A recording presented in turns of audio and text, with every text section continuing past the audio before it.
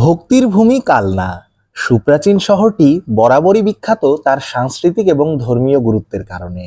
এখানে রয়েছে সুপ্রাচীন বেশ কিছু মন্দির, জড়িয়ে আছে নানা ভক্ত সাধকের জীবনের অনন্য স্মৃতি, জড়িয়ে আছে বিভিন্ন ধর্মীয় উৎসবের জৌলুসও। কালনার সাথে জড়িয়ে আছে শ্রী চৈতন্য মহাপ্রভুর নাম।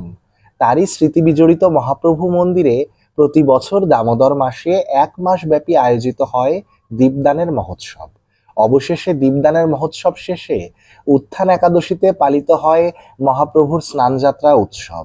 মেতে ওঠেন কালনাবাসী। এবারও তার ব্যতিক্রম কিছু হয়নি।